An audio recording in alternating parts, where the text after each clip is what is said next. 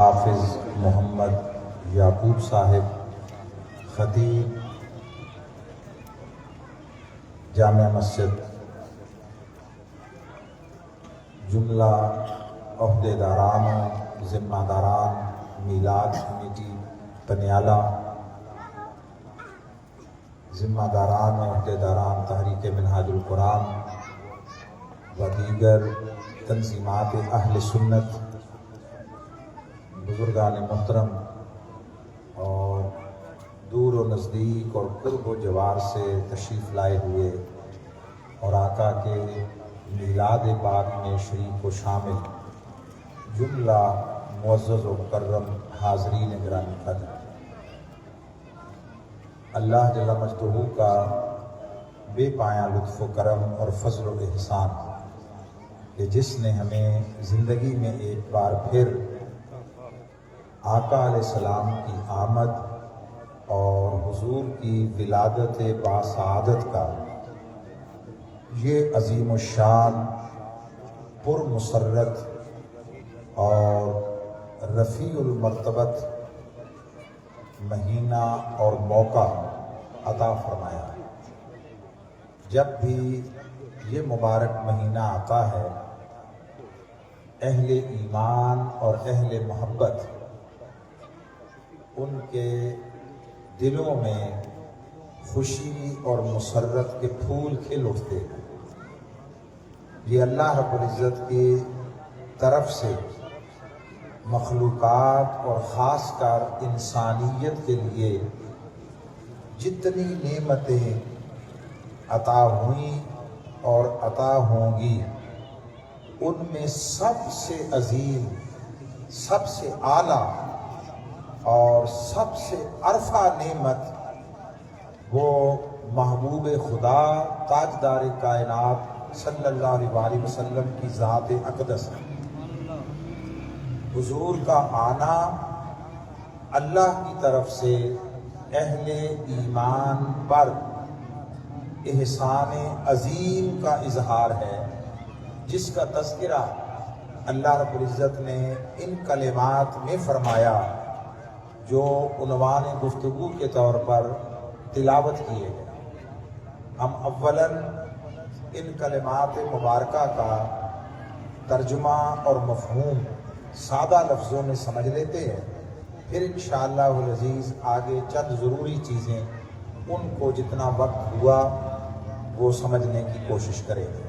اللہ رب العزت نے ارشاد فرمایا، لَقَدْ مَنَّ اللَّهُ عَلَى الْمُؤْمِنِينَ، کہ بے شک اللہ رب العزت نے اہل ایمان پر احسان فرمایا ہے، اذ بعث فیہم رسولا، جب اس نے ان کے اندر اس عظمتوں والے رسول کو بھیج دیا۔ حضور کا بھیجا جانا اللہ رب العزت نے اسے اپنی بارگاہ سے احسان کا عنوان دیا اور اس کا ذکر اپنے کلام میں فرمایا۔ اللہ رب العزت نے مخلوقات کے لیے، انسانیت کے لیے، اہل ایمان کے لیے اتنی نعمتیں پیدا فرمائیں اور مہیا فرمائیں کہ ان کا شمار ممکن نہیں ہے۔ باہر کی جو کائنات ہے اس میں جو جو نعمتیں ہیں ان کا تو نام ہی اور تذکرہ ہی کیا کرنا کہ وہ کائنات لامحدود وسعتوں کی حامل ہے۔ یہ جو ہر انسان کا اپنا وجود ہے، جسے آپ جسم کہہ لیں، جسد کہہ لیں، یہ جو ایک وجود انسانی ہے 5-6 فٹ کا، اس کے اندر اللہ نے اتنی نعمتیں عطا کی ہیں، اتنی نعمتیں عطا کی ہیں کہ ان کا شکر ادا کرنا تو بہت محال، ان کا شمار کرنا کسی کے لیے ممکن نہیں۔ یہ ہمارے اپنے صرف ایک وجود میں دیکھیے، کچھ تو ایسی چیزیں ہیں ان کا احساس یا ان کا ادراک ہر کوئی رکھتا ہے۔ مثلا ہمیں زندگی عطا کی ایک نعمت ہے، سانس کی آمد و رفت ایک نعمت ہے، خون کا گردش کرنا اور اس کے پیچھے دل جیسا پمپ جو خون کو پورے جسم میں پھیلاتا ہے، یہ بڑی بڑی چیزیں ہیں۔ آپ کو آنکھیں دی، آپ کو سماعت دی، آپ کو تناسب اعضاء، جسم کے اعضاء بدن عطا کیے، آپ کو ہاتھ عطا کیے، آپ کو پاؤں عطا کیے، یہ ساری کی ساری نعمتیں ہیں۔ یہ بڑی بڑی نمایاں چیزیں ہیں جس کا ہر کسی کو علم بھی ہے، ادراک بھی ہے۔ علاوہ ازیں انسانی جسم میں اتنی بے شمار نعمتیں اللہ نے رکھی کہ ہمارا بعض اوقات ان کی طرف دھیان ہی نہیں ہوتا۔ مثلا دیکھیے، یہ ہر انسان کے دہن میں، اس کے منہ میں تھوک کی شکل میں ایک رطوبت ہے، ایک مادہ ہے۔ دنیا میں بعض لوگ ایسے ہوتے ہیں کہ جن کے منہ میں یہ نہیں ہوتا، ان کا منہ خشک ہوتا ہے، وہ گلینڈز نہیں ہوتے جو منہ میں تھوک پیدا کرتے ہیں۔ ان سے پوچھئے کہ زندگی کتنی دشوار ہوتی، ان سے پوچھئے۔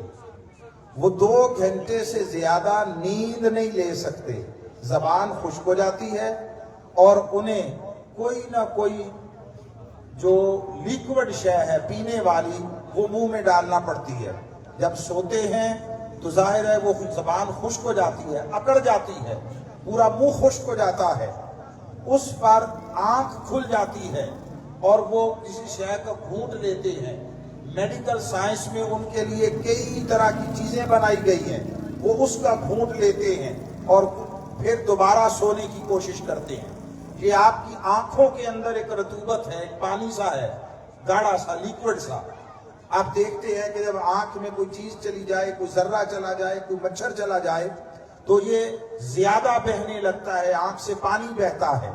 یہ اس تکلیف دہ شے کو ختم کرنے کے لیے قدرت کا ایک انتظام ہے، اور اس کے باعث یہ جو آپ آنکھیں جھپکاتے ہیں، یہ پلکیں آپ کی جو اوپر نیچے ہوتی ہیں، یہ آسانی سے ہوتی ہیں اور آپ کو پتہ بھی نہیں چلتا۔ آپ ایک دن رات میں لاکھوں مرتبہ پلکیں جھپکاتے ہیں اور آپ زندگی سے لطف اندوز ہوتے ہیں، مناظر دیکھتے ہیں، ایک دوسرے کی صورتیں دیکھتے ہیں۔ جن لوگوں کی آنکھوں میں یہ نہیں ہوتی ان سے پوچھئے، ایک دفعہ پلکیں جھپکانا، اٹھانا اور واپس نیچے آنا کتنی تکلیف دہ ہے۔ یہ اتنا اذیت ناک ہوتا ہے، اتنا اذیت ناک کہ اگر کسی کی آنکھوں میں یہ نہ ہو تو وہ کھلی آنکھوں کو ایک بار بند کرنے کی جرت نہیں کرتا اور بند آنکھ کو ایک مرتبہ کھولنے کی جرت نہیں کرتا۔ یہ ایک نعمت ہے جس نے آپ کے لیے دیکھنا اور دن رات میں ہزاروں نے لاکھوں مرتبہ آنکھیں بند کرنا اور کھولنا ممکن بنا دیا۔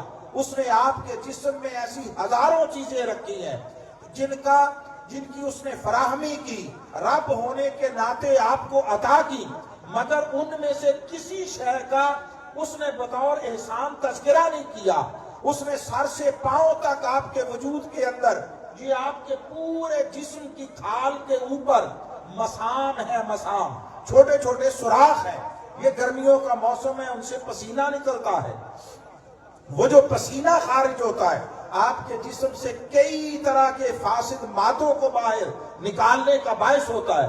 یہ پسینے کا آنا صحت کا باعث ہے۔ کئی لوگ دنیا میں ایسے ہوتے ہیں جن کے وجود پر، یہ سکن پر، کھال پر یہ سویٹ گلینڈز نہیں ہوتے۔ ان سے پوچھئے کہ ایک منٹ کسی ایسے ماحول میں گزارنا جہاں پسینہ آئے جسم کو اور نکل نہ سکے تو وہ کس اذیت، کس تکلیف کا احساس ہوتا ہے۔ یہ ہمارے جسم میں لاکھوں کروڑوں مسام پیدا کر دیے تاکہ ہمیں اس تکلیف کا سامنا نہ کرنا پڑے۔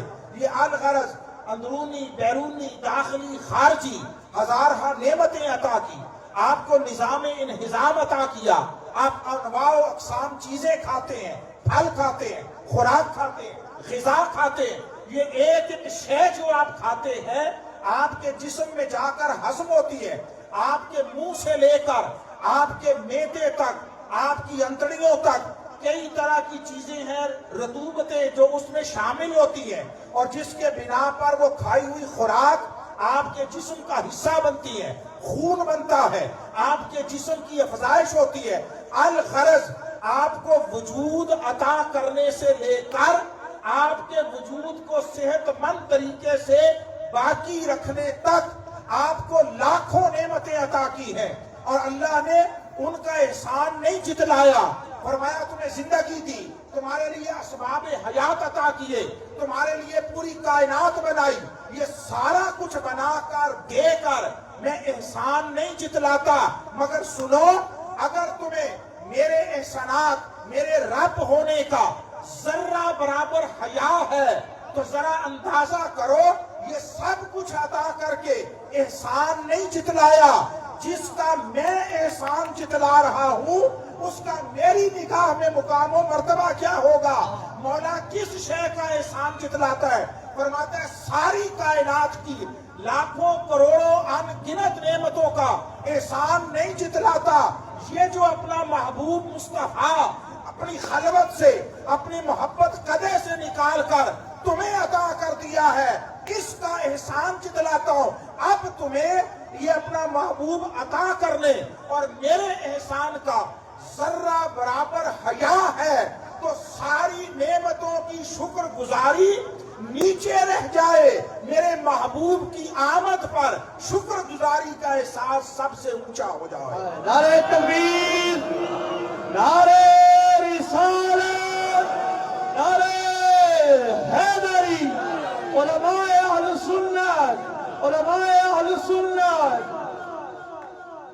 آپ کو انسانی زندگی میں محبتوں کا ایک پورا نیٹ ورک عطا کیا، ماں باپ کی محبتیں عطا کی، اولاد کی محبتیں عطا کی، رشتوں کا ایک ان گنت سلسلہ عطا کیا، بھائی بہنوں کی محبت ہے، دوستوں کی چاہت ہے، انسانی معاشرے میں آپ کو ایسے لاکھوں رشتے عطا کیے ہیں، ان میں سے کسی رشتے کو بطور احسان نہیں جتلایا۔ فرمایا لوگوں، مصطفیٰ کو بھیجنے اور عطا کرنے کو اس لیے بطور احسان تذکرہ کرتا ہوں کہ قیامت کا دن ہوگا، نفسا نفسی کا عالم ہوگا، رشتے ایک دوسرے سے کٹ جائیں گے۔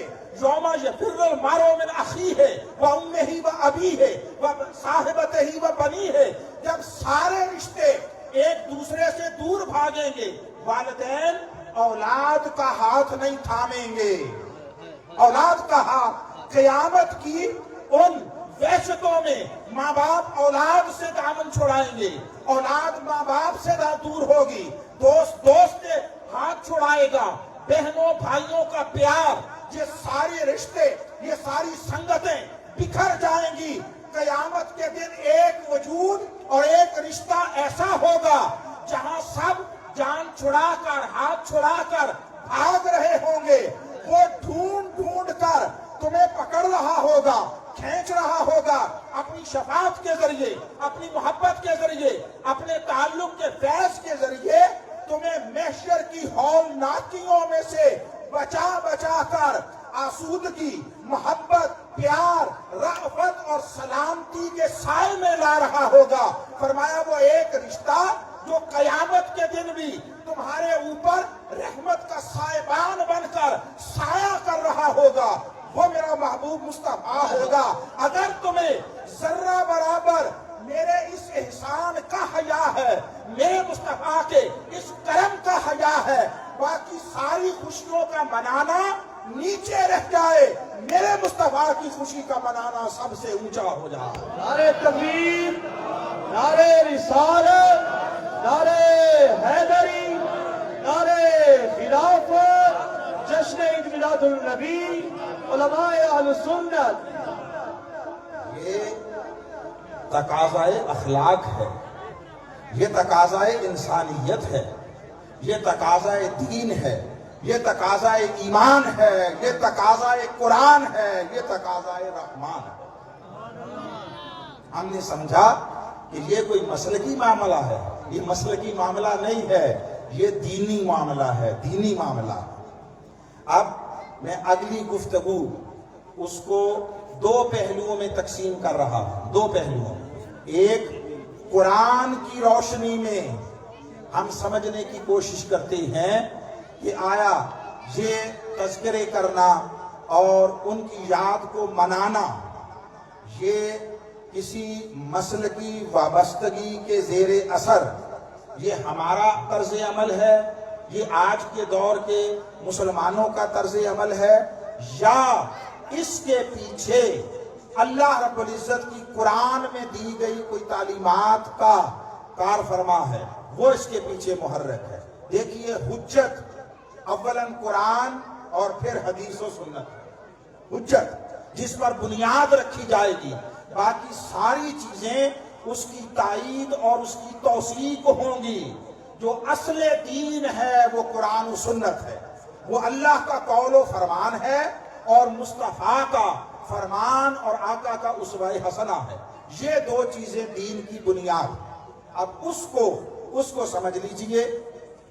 میں قرآن مجید کے بعض مقامات بڑے اختصار کے ساتھ اور صرف لفظی ترجمے کے ساتھ آپ تک پہنچانا چاہتا ہوں۔ اللہ رب العزت نے قرآن مجید میں ارشاد فرمایا اپنے حبیب سے، فرمایا حبیب وَاذْكُرْ فِي الْكِتَابِ إِبْرَاهِيمَ إِنَّهُ كَانَ صِدِّيقًا نَبِيًّا۔ میرے حبیب آپ کتاب میں حضرت ابراہیم کا ذکر کیجئے، بے شک وہ بڑے صاحب صدق نبی تھے۔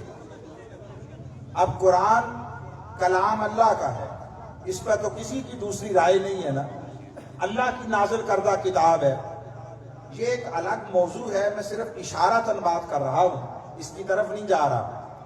کلام اللہ کا ہے اور وہ اپنے کلام میں اپنے محبوب سے فرما رہا ہے میرے حبیب آپ اس کتاب میں ابراہیم کا ذکر کیجئے، اپنے کلام میں۔ پھر فرمایا، میں یہ 2-3 مقامات مکمل کر لوں پھر اس فلسفے کو عرض کرتا ہوں۔ وَاذْكُرْ فِي الْكِتَابِ مُوسَىٰ إِنَّهُ كَانَ مُخْلَصًا وَكَانَ رَسُولًا نَبِيًّا۔ میرے حبیب اس کتاب میں موسیٰ کا ذکر کیجئے، وہ بے شک نفس کی قید اور گرفت سے آزاد اور برگزیدہ تھے اور صاحب رسالت نبی تھے۔ پھر فرمایا وَاذْكُرْ فِي الْكِتَابِ إِسْمَاعِيلَ إِنَّهُ كَانَ صَادِقُ الْوَعْدِ وَكَانَ رَسُولًا نَبِيًّا۔ میرے حبیب اس کتاب میں اسماعیل کا ذکر کیجئے، بے شک وہ وعدے کے سچے تھے اور صاحب رسالت نبی تھے، یعنی رسول بھی تھے نبی بھی تھے۔ وَاذْكُرْ فِي الْكِتَابِ إِدْرِيسَ إِنَّهُ كَانَ صِدِّيقًا نَبِيًّا وَرَفَعْنَاهُ مَكَانًا عَلِيًّا۔ میرے حبیب اس کتاب میں حضرت ادریس کا ذکر کیجئے، بے شک وہ بڑے صاحب صدق نبی تھے اور ہم نے انہیں بلند مقام عطا کیا تھا۔ اور یہ سارا کچھ کر کے، اور صرف نبیوں کا ذکر نہیں ہے، صرف نبیوں کا نہیں، فرمایا وَاذْكُرْ فِي الْكِتَابِ مریم۔ میرے محبوب اس کتاب میں حضرت مریم کا ذکر کیجئے، مریم کا، خود نبی نہیں تھی مگر نبی کی والدہ تھی، فرمایا ان کا بھی ذکر کرو۔ یہ سارا کچھ کر کے اور درجنوں مقامات ہیں، میں نے صرف آپ کو ایک بنیادی تصور دینا چاہا۔ فرمایا ھذا ذکر مبارک انزلناہ، یہ برکتوں والا ذکر ہے جو ہم نے نازل کیا۔ نعرہ رسالت، نعرہ حیدری، عظمت مصطفیٰ، سیدی مرشدی، غلام ہے غلام ہے، آپ سمجھے بہادری۔ آپ سمجھے یہ بات؟ حضرت موسیٰ کا ذکر، حضرت ابراہیم کا ذکر، حضرت اسماعیل کا ذکر، حضرت ادریس کا ذکر، حضرت ذوالکفل کا ذکر، بہت سارے یہ ذکر کرائے اور کرا کے پھر فرمایا ھذا ذکر مبارک انزلناہ۔ لوگوں یہ جن نبیوں کا ذکر کروایا ہے، جن نبیوں کے تذکرے کروائے ہیں، یہ نبیوں کا نام لینا یہ باعث برکت شے ہے جسے ہم نے نازل کیا۔ اور پھر بعد میں ایک جملہ کہا افانتم لہ منکرون، کیا تم اس سے انکار کرو گے؟ اس سے انکار کرو گے؟ اب یہ جتنی آیتیں، پھر بہت سارے اور تذکرے ہیں، وہ اگر سارے کروں گا تو بہت سارا، میں ایک آیت اور لے رہا ہوں جس نے اکٹھا ذکر کیا. فرمایا وَاذْكُرْ اسماعیل وَالْيَسَعَ وَذَا الْكِفْلِ وَكُلٌّ مِّنَ الْأَخْيَارِ، اور اسی طرح اسماعیل کا ذکر کیجئے، الیسع کا ذکر کیجئے، ذوالکفل کا ذکر کیجئے، یہ سبھی بھی نیک پیکران اطاعت تھے. یہ سارے ذکر کیے، یہ سارے ذکر وہ رب قرآن میں کروا رہا ہے. اب دین میں تین چیزیں ہیں، تین عنوانات ہیں، تین عنوانات. ایک ہے عقائد، عقیدہ، جن کو اجزائے ایمان کہتے ہیں. ایک ہے آپ کو پریکٹس کے طور پر جو عبادات کرنے کا حکم دیا، وہ 5 ارکان اسلام ہیں، 5. اس میں شہادت توحید و رسالت ہے، اس میں نماز ہے، اس میں حج ہے، روزہ ہے، زکوٰۃ ہے. یہ ہو گئے ارکان اسلام. پہلا عقائد ہو گئی، اعتقادیات ہو گئے. دوسرا ارکان اسلام، پہلا اجزائے ایمان، دوسرا ارکان اسلام. تیسرا حلال و حرام کے احکام، یہ کھاؤ یہ نہ کھاؤ، یہ کرو یہ نہ کرو. یہ 3 میجر عنوانات ہیں دین کے اندر. اب یہ جتنے مقامات پڑھے، وَاذْكُرْ فِي الْكِتَابِ ابراہیم، وَاذْكُرْ فِي الْكِتَابِ موسیٰ، وَاذْكُرْ فِي الْكِتَابِ اسماعیل، یہ سارا مجھے کوئی بتائے کہ اس میں کیا تعلیم دی ہے. کوئی عقیدے کی تعلیم آ گئی، کوئی اس میں ارکان اسلام کی نماز روزے کی تعلیم آ گئی، کوئی اس میں حلال و حرام کا تذکرہ آ گیا؟ نہیں. ان تینوں میں سے کچھ نہیں ہے. جب عقیدے کی بات بھی نہیں ہے براہ راست اجزائے ایمان میں سے، جب ارکان اسلام اور نماز روزے کی بات بھی نہیں ہے، جب حلال و حرام کی بات بھی نہیں ہے، تو یہ سب کچھ کیوں کروا رہا ہے؟ وہ اس لیے کروا رہا ہے، فرمایا لوگوں میرے مزاج اور میرے کلام کے تقاضوں کو سمجھو. میں مصطفیٰ سے پچھلوں کا ذکر کروا رہا ہوں تاکہ اپنے سے پچھلوں کا ذکر کرنا وہ حکم خدا کی تعمیل بنے، وہ سنت مصطفیٰ کی تعمیل بنے. ارے میں مصطفیٰ سے پچھلے نبیوں کا ذکر کرا رہا ہوں تاکہ تمہیں سمجھ آئے تم مصطفیٰ کا ذکر اس سے کہیں بڑھ کر کیا کرو جس طرح پچھلوں کا ذکر میں کروا رہا ہوں. نعرہ تکبیر، نعرہ رسالت، نعرہ حیدری، جشن عید میلاد النبی، علماء اہل سنت.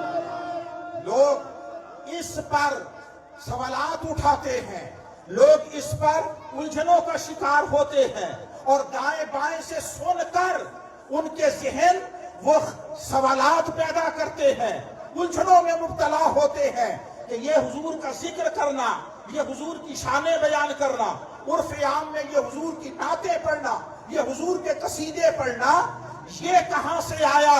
ارے ادھر ادھر سے نہیں آیا، یہ خود قرآن سے آیا، یہ قرآن سے آیا. اللہ اپنے محبوب سے ان نبیوں کا ذکر کروا رہا ہے جن نبیوں کو نبوت اور جن نبیوں کو رسالت مصطفیٰ کے صدقے ملی ہے، حضور کے صدقے ملی ہے. یہ میلاد کا موسم ہے، اس میں بہت زیادہ جن مقامات قرآنی پر گفتگو کی جاتی ہے ان میں ایک یہ آیت بھی ہے، وَإِذْ أَخَذَ اللَّهُ مِيثَاقَ النَّبِيِّينَ لَمَا آتَيْتُكُم مِّن كِتَابٍ وَحِكْمَةٍ ثُمَّ جَاءَكُمْ رَسُولٌ مُصَدِّقٌ لِّمَا مَعَكُمْ لَتُؤْمِنُنَّ بِهِ وَلَا تَنصُرُنَّهُ. آج کی گفتگو میں اعتقادی اعتبار سے یہ سب سے اہم بنیادی نقطہ ہے، یہ باٹم لائن ہے، باٹم لائن ہے. اس کو سمجھیے. مجھے اپنے اساتذہ اور اپنے شیخ تربیت حضور شیخ الاسلام ڈاکٹر محمد طاہر القادری مدث اللہ العالی، ان کی صحبت اور ان کے تلمذ میں براہ راست اس طرح اپنے زانو طے کر کے بیٹھ کے چند حروف سیکھنے کی سعادت و موقع ملا ہے. ہم نے براہ راست ان سے پڑھا، جو کچھ ان سے پڑھا ساری زندگی دیگر اساتذہ سے پڑھا، مشائخ سے سیکھا. اس کا ایمان کے باب میں خلاصہ آپ تک پہنچا رہا ہوں، اور وہ یہ ہے کہ لوگوں مصطفیٰ کی ذات وہ ہے جس پر ایمان وہ ایمان کی بھی بنیاد ہے، اسلام کی بھی بنیاد ہے۔ حضور پر ایمان سب سے پہلا تقاضا، سب سے پہلا تقاضا، اس کے لیے اس آیت کو پیش کر رہا ہوں۔ آپ ذرا اس کا ترجمہ سمجھیے۔ وَإِذْ أَخَذَ اللَّهُ مِيثَاقَ النَّبِيِّينَ، اے حبیب صلی اللہ علیہ وسلم، یاد کیجئے اس وقت کو۔ یہ از تذکیر کے لیے، یاد دہانی کے لیے آتا ہے۔ یاد کیجئے وہ وقت۔ یاد کس کو کرایا جاتا ہے؟ جس نے وہ واقعہ دیکھا ہو، اس وقت موجود ہو۔ اگر کوئی موجود نہ ہو تو آپ اس کو یہ کبھی نہیں کہتے کہ یاد کر وہ وقت۔ آپ کسی دوست کے ساتھ گئے ہوئے ہوتے ہیں کہیں سفر میں، کہیں گھومنے پھرنے، تو کہتے ہیں یاد کر وہ وقت جب ہم فلاں جگہ پہ گئے تھے، کتنا حسین موقع تھا، کتنے حسین مناظر تھے۔ تو جو اس وقت موجود ہو، حاضر ہو، جس نے دیکھا ہو، اس کو یاد دلایا جاتا ہے۔ جس نے دیکھا نہ ہو، موجود نہ، اس کو یاد نہیں دلایا جاتا، اسے بتایا جاتا۔ اللہ یاد دلا رہا ہے، تو اس کا معنی یہ ہے، سونیا ان سے جب میں نبیوں سے میثاق لے رہا تھا، اس وقت آپ بھی تو موجود تھے، آپ بھی تو موجود تھے۔ اس وقت کو یاد کیجئے جب اللہ نے نبیوں سے پختہ وعدہ لیا، پختہ وعدہ۔ اور وہ وعدہ کیا تھا؟ اللہ نے نبیوں سے فرمایا کہ لما آتیتکم من کتاب و حکمہ، میں تمہیں کتاب و حکمت کی صورت میں نبوت عطا کروں گا، مرصب نبوت پر بٹھاؤں گا، تمہیں نبوت کی ذمہ داریاں ادا کرنے کے لیے مطلوبہ صلاحیتوں سمیت وجود عطا کر دیا، خلق کر لیا ہے، تمہارے اندر وہ پوٹینشل رکھ دیا ہے، تمہارے اندر وہ توانائیاں رکھ دی ہیں، تمہارے اندر وہ صلاحیتیں رکھ دی ہیں کہ تم نبوت کی ذمہ داریاں نبھا سکو۔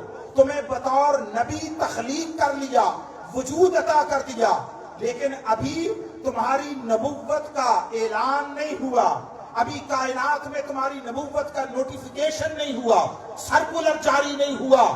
وہ جو تمہاری نبوت کا کائنات میں اعلان اور اس کا نوٹیفیکیشن کرنا ہے، اس کے لیے کچھ شرائط ہیں، کچھ شرائط ہیں۔ وہ شرائط پوری کرنے کا وعدہ کرو تو میں تمہاری نبوت کا کائنات میں اعلان کر دوں، کائنات میں اعلان کر دوں۔ انہوں نے کہا مولا حاضر ہیں، حاضر ہیں۔ اللہ نے فرمایا دو شرطیں ہیں۔ بولیے کتنی؟ دو شرطیں۔ فرمایا تمہارے پاس جاءکم الرسول، میرا رسول ظاہر ہو جائے، مصدق لما معکم، وہ تمہاری نبوتوں کی تصدیق کرنے والا ہوگا۔ تو دو شرطیں یہ ہیں۔ سب سے پہلی شرط ہے لا تؤمنن، تم نے ایمان لانا ہے، ایمان لانا ہے۔ اب سوال یہ کس پر ایمان لانا ہے؟ کس پر؟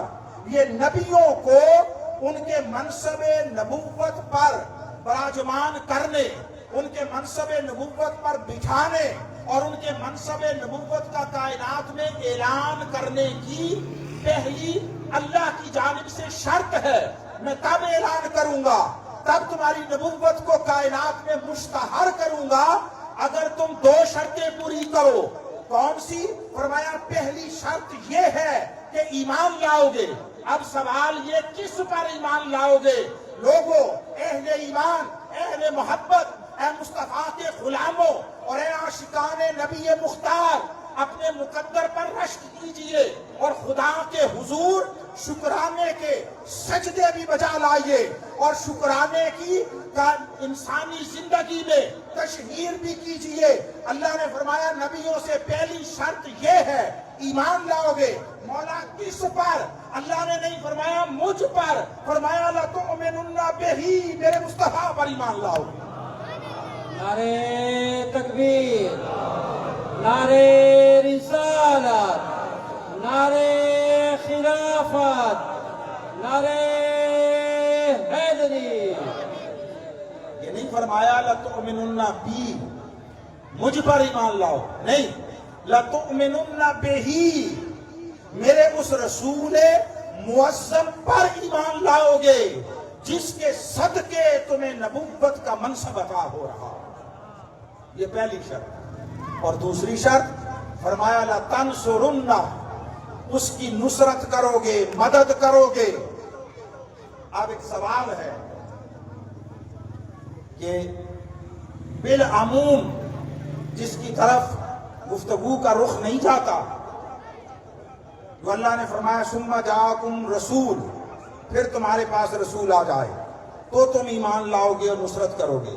تو آقا علیہ السلام تو اس دنیا میں کسی نبی کی موجودگی میں تشریف نہیں لائے. آدم سے عیسیٰ تک سارے نبی دنیا سے اٹھا لیے گئے تھے، خواہ کوئی بصورت وفات اٹھایا یا بغیر وفات کے حضرت عیسیٰ کو اٹھا لیا. تو اس وقت تو دنیا میں نبی کوئی نہیں موجود تھا. جب حضور آئے تو پھر کیا حضور پر ایمان لانے کی شرط رائے گاں گئی، ختم ہو گئی؟ نہیں. اس سے مراد یہ نہیں کہ دنیا میں ثم جاءکم رسول، پھر تمہارے اوپر رسول ظاہر ہو جائے. کثیر علماء تفسیر نے لکھا، جلال الدین سیوطی نے، دیگر نے لکھا، جب انہوں نے اقرار کر لیا کہ ہاں مولا لائیں گے تو انہیں ایک نور نے ڈھانپ لیا. وہ اللہ کی بارگاہ میں عرض گزار ہوئے، مولا یہ نور کیسا ہے جس نے ہمیں ڈھانپا؟ فرمایا یہ اس رسول آخر الزمان میرے محبوب نبی مصطفیٰ کا نور ہے جس پر ایمان لانے کی شرط تمہاری نبوت کے لیے ناگزیر ہے. اب بولو میرے مصطفیٰ پر ایمان لاتے ہو؟ سب نے سر جھکایا، عظمت مصطفیٰ کا اعتراف کیا، عرض کیا مولا ہم تیرے مصطفیٰ پر ایمان لاتے ہیں. اللہ نے فرمایا تمہاری نبوت کے تحقق کے لیے پہلی شرط پوری ہو گئی. وہ حضور پر ایمان لانے کا پروسیس وہی عالم ارواح میں ہو گیا، عالم ارواح میں. دوسرا تھا وَلَا تَنْصُرُنَّ، میرے مصطفیٰ کی نصرت اور مدد کرو گے. وہ کیسے ہوئی؟ ہر نبی جب دنیا میں بھیجا گیا تو اس نبی کو تعلیم الگ الگ تعلیم آگے بڑھتی رہی. کسی کو پہلی 2 چیزیں دی، اگلی 4 5 7 انسانیت کی تعلیم و تربیت ہوتی رہی. وہ تعلیم کا سلسلہ جیسے اسکول میں کلاسوں کا نصاب بدلتا جاتا ہے، یہ پہلی کلاس ہے، یہ 5ویں ہے، یہ 10ویں ہے، نصاب آگے بڑھتا چلا جاتا ہے. اسی طرح انسانیت کی تعلیم کا سلسلہ آگے بڑھتا جا رہا تھا. ہر اگلا آنے والا نبی انسانیت کو پہلے سے اونچی تعلیم دیتا خدا کی طرف سے. مگر 2 چیزیں ہر نبی کے لیے کرنا لازم تھی. 2 چیزیں. فرمایا تعلیم، وہ نصاب بدلتا رہے گا، آگے بڑھتا رہے گا. 2 کام سب نے مشترکہ طور پر کرنے ہیں. وہ 2 کام کیا ہیں؟ فرمایا جس کو بھی اپنی اپنی باری پہ دنیا میں بھیجوں، پہلا کام تمہارے ذمہ سب کے لازم کرنے والا یہ ہے کہ میری توحید کی طرف بلانا ہے، اللہ کی توحید کی طرف بلانا ہے. اور فرمایا میری توحید کی طرف بلانا یہ سب کی پہلی مشترکہ ذمہ داری. اور دوسری ذمہ داری میرے حبیب کے متعلق بتانا ہے، میرے حبیب کی نشانیاں بتانی ہیں، میرے حبیب کی بشارتیں دینی ہیں، میرے حبیب کے متعلق لوگوں کو ترغیب دلانی ہے، شوق دلانا ہے. جس میں سے ایک کا اظہار اللہ نے اب قرآن میں کیا. آخری پیغمبر جو حضور سے پہلے دنیا میں آئے حضرت عیسیٰ علیہ السلام، ان کا قول قرآن میں درج کیا کہ وہ اپنی قوم سے فرمانے لگے، لوگوں میں تمہیں بتاتا ہوں مبشرم برسول، میں تمہیں ایک ایسے رسول معظم کی بشارت اور آنے کی خوشخبری دیتا ہوں، یأتی من بعدی، وہ میرے بعد آئے گا، اسمہ احمد، اس کا نام احمد ہوگا. نعرہ تکبیر، نعرہ رسالت، نعرہ حیدری، جشن عید میلاد النبی، علماء اہل سنت. تو ہر نبی کے ذمے یہ 2 کام تھے، اللہ کی توحید کی طرف بلانا اور اللہ کے حبیب کے متعلق بتانا. اور ہر نبی نے یہ کام کیا، ہر نبی نے. اور یہ بات بھی عرض کر دوں کہ اصطلاحاً تو بہت سارے رسول ہیں، بہت سارے اصطلاح شریعت میں، قرآن کی زبان میں بھی، مگر اصلاً آدم علیہ السلام سے لے کر عیسیٰ علیہ السلام تک سارے نبی تھے تنہا مصطفیٰ رسول تھے، تنہا۔ اس آیت میں بھی دیکھیے اللہ نے کیا فرمایا، اذ اخذ اللہ میثاق النبیین، نبیوں سے میثاق لیا، ایک عنوان دیا۔ یہ بھی فرما سکتا تھا نا کہ اذ اخذ اللہ میثاق النبیین والمرسلین، کہ نبیوں اور رسولوں سے عہد لیا، نہیں، ایک ہی عنوان دیا، آدم سے عیسیٰ تک سب کو نبی کہا، ثم جاءکم رسول، تنہا مصطفیٰ کو رسول کہا۔ نعرہ تکبیر، نعرہ رسالت، نعرہ حیدری، جشن عید میلاد النبی، علماء اہل سنت۔ اب نبی و رسول میں فرق کیا ہے؟ اس کے بہت سارے اصطلاحی فرق ہیں، ان سب کو چھوڑ کر میں ایک سادہ فرق بتاتا ہوں، ہر ایک کو انشاءاللہ سمجھ آ جائے گا۔ نبی کس کو کہتے ہیں؟ نبی وہ ہے جس کو بتا دیا گیا ہو۔ نبی نام ہی جاننے کا ہے، علم کا ہے، علم کا نام نبوت ہے، خبر کا نام نبوت ہے۔ جس کو خبر دے دی گئی، علم دے دیا گیا، جس کو بتا دیا گیا ہو وہ نبی ہوتا ہے، جس کو پردے اٹھا کر دکھا دیا گیا ہو وہ رسول ہوتا ہے۔ نعرہ تکبیر، نعرہ رسالت، نعرہ رسالت، جشن عید میلاد النبی، آمد مصطفیٰ، ہاتھوں کو بلند کر کے آمد مصطفیٰ، آمد مصطفیٰ، آمد مصطفیٰ، جشن عید میلاد النبی۔ 1.25 لاکھ میں سے باقی سارے اصلاً نبی ہیں، جنہیں بتایا گیا ہے، جنہیں علم دیا گیا ہے، جنہیں خبر دی گئی ہے، اور تنہا ایک ذات ایسی ہے جسے اس نے بتایا نہیں ہے، اپنے حریم ناز میں، اپنی آغوش محبت میں بٹھا کر سب کچھ دکھایا ہے، سب کچھ دکھایا۔ پھر اس سے پہلے جتنے انبیاء آئے انہوں نے حضور کی بشارتیں دی، اور اللہ نے کوئی صحیفہ اور کتاب ایسی نہیں اتاری جس میں مصطفیٰ کے تذکرے نہ کیے، حضور کے تذکرے نہ کیے۔ میں اس کے لیے بھی 2 مقامات، معلوم نہیں زندگی میں پھر کبھی ہماری ملاقات ہونی ہے نہیں ہونی ہے، اللہ بہتر جانتا ہے۔ میں دیانت داری کے ساتھ چاہتا ہوں، کسی مسئلے کی وابستگی کے بغیر، کسی مکتبہ فکر کی وفاداری کے بغیر میں آپ تک مسلک نہیں پہنچا رہا، میں آپ تک مکتبہ فکر کی تعلیم نہیں پہنچا رہا۔ میں اللہ کے امر و عزت سے پوری دیانتداری اخلاص کے ساتھ جو اللہ نے 2-4 ٹوٹے پھوٹے حروف دین کے بطور خیرات ان پاکیزہ نسبتوں کے صدقے عطا کیے ہیں، میں پوری دیانتداری کے ساتھ آپ تک قرآن و سنت کی تعلیمات پر مبنی دین پہنچا رہا، مسلک نہیں پہنچا رہا۔ اللہ رب العزت نے سب نبیوں کا یہ ذمہ داری ڈیوٹی لگائی، میرے مصطفیٰ کے متعلق بتانا۔ اس کا تذکرہ اس نے قرآن مجید میں کیا، اپنے حبیب کا ذکر کرتے ہوئے فرمایا یتبعون الرسول النبی الامی الذی یجدونہ مکتوبا عندہم فی التوراۃ والانجیل۔ فرمایا جس طرح ہم نے ہر نبی کی ذمہ داری لگائی مصطفیٰ کے متعلق بتانا، اور کسی نبی کو اس میں استثناء نہیں تھا، اسی طرح ہم نے کوئی صحیفہ، کوئی کتاب اور وحی ربانی کا کوئی مجموعہ ایسا نہیں اتارا جس میں اپنے محبوب کا تذکرہ نہ کیا، اپنے محبوب کی نشانیاں نہ بیان کی ہوں، اپنے محبوب کی بشارتیں نہ دی ہوں۔ فرمایا باوجود اس کے کہ وہ ہماری اتاری ہوئی تورات و انجیل میں 1000 تبدیلیاں ہو گئی، تحریف ہو گئی، اور چن چن کر میرے مصطفیٰ کے ذکر کو نکالنے کی ساری کاوشیں کر چکے، مگر آج بھی ان تحریف شدہ نسخوں میں کو بھی اٹھاؤ تو ان کے ہاتھوں میں تورات، انجیل، زبور کا کوئی نسخہ ایسا نہیں ہوگا جس میں میرے مصطفیٰ کا تذکرہ نہ۔ آپ سمجھے ہیں یہ بات؟ یعنی نبیوں سے بھی تذکرے کروائے اور اپنی کتابوں اور صحیفوں میں خود بھی مصطفیٰ کے ذکر کیے.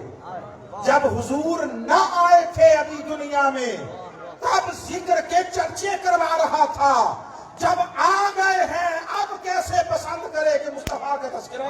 نعرہ تکبیر، نعرہ رسالت، آمد مصطفیٰ، آمد مصطفیٰ، آمد مصطفیٰ. پھر ایک اور ذکر بھی کر دوں، وہ بھی قرآن سے. سورہ کاف اور ایک اور مقام پر اللہ نے ذکر کیا ایک بادشاہ کا. یمن کا ایک بادشاہ گزرا، اس کا نام تھا طبہ الحمیری. 2 مرتبہ اللہ نے ذکر کیا. تو انسان کو خیال تو آتا ہے نا کہ جانے کہ اس کا ذکر کیوں کیا ہے، کیوں اس کا تذکرہ کیا ہے. تو اس بادشاہ کا تذکرہ کیوں کیا؟ یہ جو قرآن ہے، یہ قرآن کوئی تاریخ کی کتاب نہیں ہے جو آپ کے علم تاریخ کو درست کرنے اور ترتیب دینے آئی ہو. ریپیٹر نہ کریں، صرف والیوم میجر والیوم. جی، تو یہ قرآن کوئی تاریخ کو درست کرنے کی کتاب نہیں ہے. اس میں جو کچھ اللہ بیان کر رہا ہے اس کا ایک ایک کلمہ سرچشمہ ہدایت ہے. یہ ہدایت عطا کرنے کے لیے آئی ہے. اس میں 2 مرتبہ ایک بادشاہ کا، طبہ کا تذکرہ ہوا. تو انسان کو خیال آتا ہے، شوق پیدا ہوتا ہے کہ ایسی کیا بات ہے کہ اس کا 2 مرتبہ تذکرہ ہوا. اب اس بادشاہ کے متعلق جب جاننا چاہا، یہ آقا علیہ السلام کی آمد سے، دنیا میں ولادت سے 1000 سال پہلے آیا تھا یمن کی سرزمین پر. اس نے اپنی سلطنت کو فروغ دینے کے لیے اقدامات کیے. اس نے چاہا میں دنیا فتح کروں. وہ جدھر جاتا لوگ اس کے سامنے جھک جاتے، اس کی بادشاہی کو تسلیم کر لیتے، اور اس طرح اس کی سلطنت پھیلتی چلی جا رہی تھی. پھر وہ آ پہنچا ادھر سرزمین مکہ کی طرف. جب یہاں آیا اور اس نے سرزمین مکہ سے باہر ڈیرے لگائے تو مکہ کے لوگوں نے اسے کوئی اہمیت نہ دی، نہ اس کا استقبال کیا، نہ اس سے ملنے گئے، نہ اس کو ذرہ برابر کوئی اہمیت دی، توجہ دی. تو اس نے اپنے لوگوں سے پوچھا یہ کون لوگ ہیں جنہوں نے میرے آنے کا نوٹس ہی نہیں لیا، اور نہ کوئی آ کر ملا، نہ مجھ سے کسی نے پوچھا کیوں آیا ہوں، نہ کسی نے اپنے لیے مجھ سے کچھ ڈیمانڈ کی، کوئی خیر، کوئی عافیت کی، ہمارے ساتھ ہمارے اوپر جنگ نہ مسلط کرنا، ہمیں تباہ نہ کرنا. انہوں نے کچھ پوچھا ہی نہیں. انہوں نے کہا کہ یہ اولاد بنی اسماعیل ہیں، اولاد بنی اسماعیل. ان کے ہاں ایک جگہ، ایک مقام، ایک گھر ہے جسے یہ اللہ کا گھر کہتے ہیں، بیت اللہ. ان کی ساری عقیدتیں، محبتیں اس کے ساتھ ہیں. یہ اور کسی کو خاطر میں نہیں لاتے. یہ اپنی ساری محبتیں، عقیدتیں فقط اس کے ساتھ رکھتے ہیں. تو یہ سن کر اس کے دل میں بغض پیدا ہوا، اللہ کے گھر کے ساتھ بغض پیدا ہوا. اس نے سوچا اور ارادہ کیا، جب یہ ساری خبر آ گئی تو اس نے اپنے خیمے کے اندر بیٹھ کر ارادہ کیا میں اس گھر کو گرا دوں گا، اس کو برباد کر دوں گا، اس کا نام و نشان مٹا دوں گا، تاکہ نہ یہ گھر رہے، نہ اس کے ساتھ کسی کی عقیدت رہے، اور یہ لوگ مجھے مانے. سو اس نے یہ ارادہ کیا، اور اس کے ساتھ ہی ایک انتہائی تکلیف دہ، اذیت ناک اور بھیانک مرض میں مبتلا ہو گیا. اس کے ناک سے، اس کے کان سے، منہ سے بدبودار مادہ نکلنے لگا، خون رسنے لگا. اس نے اپنے حکیموں طبیبوں کو بلایا اور بلا کر کہا کوئی علاج کرو. انہوں نے کہا ایسی کوئی بیماری نہ کبھی پڑھا نہ سنا، کچھ نہیں. پھر اس کے دربار میں کچھ لوگ کتابوں کے عالم تھے، ان میں سے کوئی آیا. اس نے کہا میں کوئی بات کہنا چاہتا ہوں مگر اسے بتاؤ تنہائی اور خلوت میں بتاؤں گا۔ بادشاہ نے اجازت دے دی، تکلیف میں جو تھا اس نے تنہائی میں جا کر بتایا کہ بادشاہ سلامت، لگتا ہے آپ نے اس علاقے میں جو ایک گھر اللہ کے ساتھ منسوب ہے اس کے لیے کوئی برا خیال کیا ہے، کوئی برا ارادہ کیا ہے۔ اس نے کہا ہاں، میں نے اس کو گرانے کا ارادہ کیا تاکہ یہ لوگ اس کی طرف سے توجہ ہٹا کر میرے فرما بردار ہو جائے۔ اس نے کہا یہ اسی کا نتیجہ ہے، توبہ کر لو اور اس گھر کے ساتھ اپنے اخلاص اور عقیدت کا اظہار کرو۔ اس نے اپنی بیماری سے نجات چاہنا تھی، سو اس نے توبہ کی، معافی مانگی، اسی وقت وہ بیماری ختم ہو گئی۔ اس نے اظہار عقیدت کے طور پر خانہ کعبہ پر غلاف چڑھایا، اور ہماری معلومات کے مطابق تاریخ انسانی میں یہ پہلا غلاف تھا جو خانہ کعبہ کو پہنایا گیا۔ بادشاہ تھا، اس نے اظہار کیا، پھر وہ آگے چل پڑا۔ اس کے ساتھ اس کے دین اور پچھلی کتابوں کے ہزارہا علماء تھے۔ وہ جس علاقے میں جاتا لوگ اس کے مطیع و فرما بردار ہوتے، وہ اس علاقے کے لوگوں کو سرکردہ تھے، انہیں اپنے مشیر بناتا، مشاورت میں شریک کرتا۔ اس طرح اس کی سلطنت پھیلتی چلی جا رہی تھی۔ پھر وہ اگلی منزل پر پہنچ کر کسی جگہ اس نے قیام کیا۔ جب قیام کے بعد آگے بڑھنا چاہا تو اس کی فوج میں جو علماء تھے پچھلی کتابوں کے، انہوں نے کہا کہ اے بادشاہ، ہم معذرت خواہ ہیں، ہم اس سرزمین سے آگے نہیں جائیں گے، نہ آگے جائیں گے نہ اس جگہ کو چھوڑ کر پیچھے گھر واپس جائیں گے۔ اس نے کہا یہ کیا بات ہوئی؟ تم نے میرے ساتھ جینے مرنے کا، زندگی کی آخری سانس تک ساتھ نبھانے کا وعدہ کیا۔ انہوں نے کہا ہاں ایسا ہی ہے، ہمیں نہیں خبر تھی کہ اس سفر میں کوئی اتنی بڑی حقیقت ہمیں اس کا علم ہو جائے۔ اس نے پوچھا کیا حقیقت؟ اس نے کہا ہم نے اپنی کتاب میں یا کتابوں میں پڑھا ہے۔ اے حاضرین مکرم، وہ کتاب قرآن تو نہیں تھی، وہ کتاب انجیل بھی نہ تھی، وہ کتاب محمدی بھی نہ تھی، وہ کتاب عیسوی بھی نہ تھی، کہ یہ تو حضرت عیسیٰ کی آمد سے بھی 400 سال پہلے کی بات ہے۔ وہ تورات ہوگی، وہ زبور ہوگی، وہ کوئی اور صحیفے ہوں گے۔ انہوں نے کہا ہم نے اپنی کتابوں میں پڑھا ہے اللہ کا ایک محبوب ہے جسے وہ پیغمبر آخر الزمان بنا کر دنیا میں مبعوث کرے گا۔ وہ ولادت کے بعد ایک وقت گزرے گا، پھر وہ اپنے شہر مولود سے ہجرت کرے گا، ایک دوسری سرزمین میں آ کر قیام کرے گا۔ وہ جس سرزمین میں بعد از ہجرت قیام کرے گا اس کی کتابوں میں نشانیاں بیان ہوئی ہیں۔ وہ جتنی نشانیاں اس علاقے، اس زمین کی بیان ہوئی، وہ ساری یہاں دکھائی دیتی ہیں۔ نعرے تکبیر، نعرے رسالت، نعرے رسالت، جشن عید میلاد النبی، وہ ساری اس سرزمین میں دکھائی دیتی ہیں۔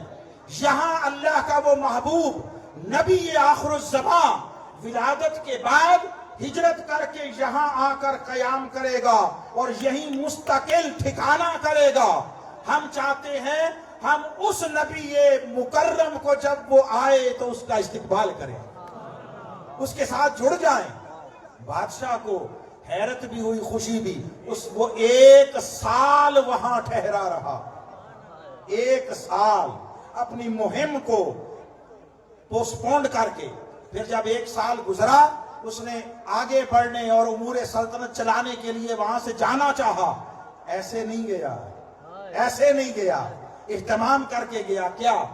وہ جو 300 علماء تھے ان سب کے لیے اس نے ایک بستی بسائی۔ یہ میلاد مصطفیٰ کا اہتمام آقا کی آمد سے بھی 1000 سال پہلے ہو رہا۔ اس نے بستی بسائی، 300 علماء کو ٹھہرایا، اپنی باندیاں جو غیر شادی شدہ تھے، جو باندیاں تھیں، ان کو آزاد کر کے ان کے ساتھ نکاح شادیاں کی، ریاستی سطح پر ان کے لیے ضروری اسباب زندگی فراہم کیے، اور جو سربراہ تھا اس جماعت علماء کا، اس کے لیے ایک زیادہ عالی شان مکان بنایا۔ اور ایک خط مصطفیٰ کے نام لکھا. حضور کے نام ایک خط لکھا. میں اس کا خلاصہ مفہوماً بیان کرتا ہوں. اس نے کہا اے نبی آخر الزمان، معلوم نہیں آپ کب تشریف لائیں گے، کاش آپ آتے، میں آپ کا دیدار کرتا، میں آپ کا کلمہ پڑھتا، میں آپ پر ایمان لاتا، میں آپ کی خدمت کرتا، مگر معلوم نہیں کب آئیں گے. مگر آپ جب بھی آئیں، آپ جو بھی تعلیم دیں، آپ جو بھی دعوت دیں، طبہ آج اس پر ایمان لاتا ہے، آپ کی دعوت کو قبول کرتا ہے اور یہ التجا کرتا ہے کہ آپ قیامت کے دن اپنی شفاعت سے بہرہ مند فرمائیے، شفاعت سے بہرہ مند فرمائیے گا.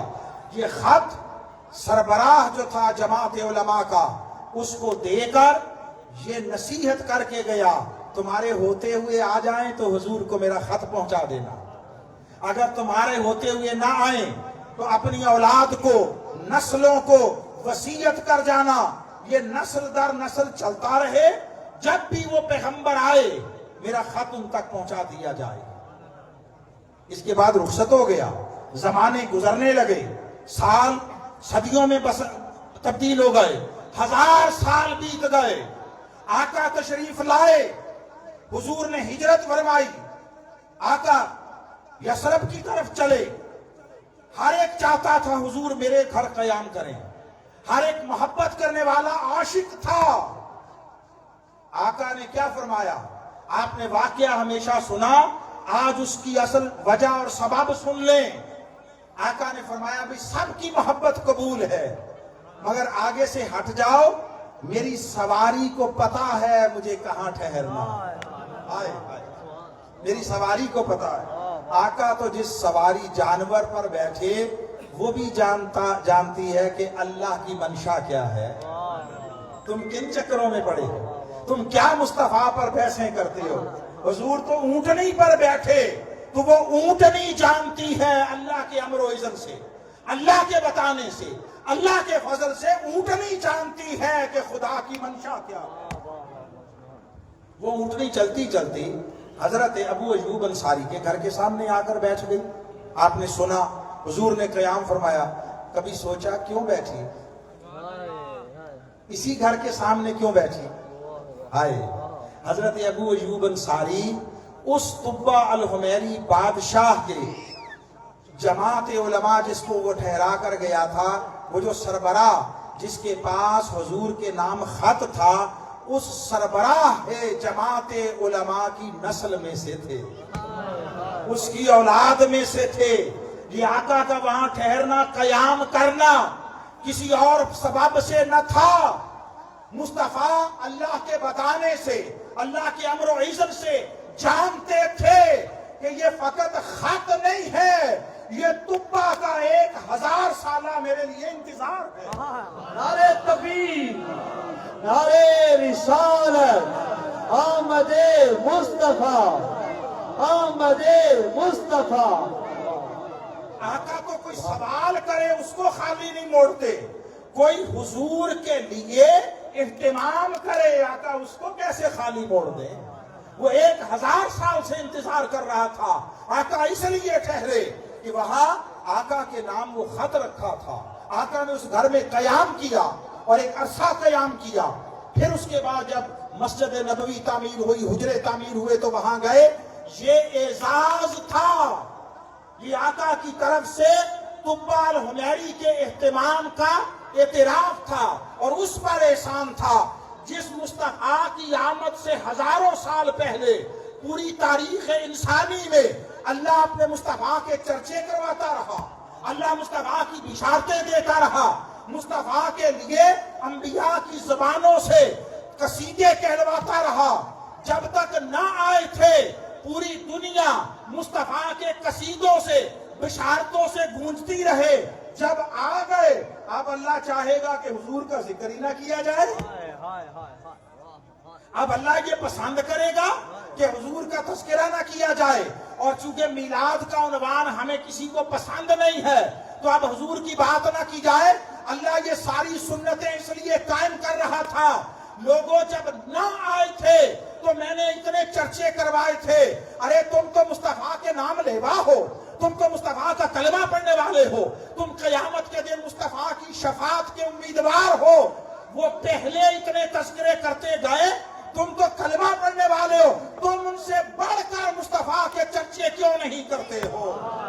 نعرہ تکبیر، نعرہ رسالت، ہاتھوں کو بلند کر کے احمد مصطفیٰ، احمد مصطفیٰ، جشن عید میلاد النبی، علماء اہل السنت۔ مسئلہ یہ ہے کہ گزشتہ 300-400 سالہ دور غلامی نے، 400 سال لگ بھگ بیت گئے، امت مسلمہ غلامی کا شکار ہے۔ جغرافیائی آزادیاں کوئی معنی نہیں رکھتی، فکر غلام ہے، سوچیں غلام ہیں، افکار غلام ہیں، ارادے غلام ہیں، سوچیں بانجھ ہو گئی ہیں۔ ہم 400 سال سے غلامی کے دور میں گزر رہے ہیں۔ علامہ اقبال نے 100 سال پہلے کہا تھا کہ 300 سال سے ہند کے میخانے ہیں بند، لازم ہے اب تیرا فیض و عام ہے ساقی، اب تو کرم کے دروازے کھل جائیں۔ مگر یاد رکھیے، اللہ کے لطف و کرم، اللہ کی عنایات، اللہ کی مدد و نصرت وہ بزدلوں اور غلاموں کے لیے نہیں ہے۔ میں پورے قرآن کا خلاصہ بیان کر رہا ہوں اس اعتبار سے، خدائے زندہ زندوں کا خدا ہے، اور زندگی سانس کی آمد و رفت کا نام نہیں ہے، زندگی بلند ارادوں کا نام ہے، زندگی اونچے جذبوں کا نام ہے، زندگی بزدلی کا نام نہیں، زندگی بہادری اور شجاعت کا نام ہے۔ ایک ضمناً بات آئی تو میں اس پر ایک ریفرنس دے کے آگے بڑھ جاؤں، کوئی یہ نہ کہے ایسی جذباتی بات کہہ گئے۔ آج آپ کسی سے پوچھیں، خاص کر مذہبی لوگوں سے، کہ سب سے بڑا گناہ کیا ہے، تو ہر کوئی کہے گا شرک ہے۔ ایسے ہی ہے، شرک بہت بڑا گناہ ہے۔ میں اپنا نقطہ نظر جو قرآن سے مجھے سمجھ آئی، میری سطح کے مطابق، شرک بہت بڑا گناہ ہے، سب سے بڑا نہیں۔ اور جس بنا پر کہا جاتا ہے وہ حضرت لقمان کا قول ہے جو انہوں نے اپنے بیٹے کو نصیحت کی تھی۔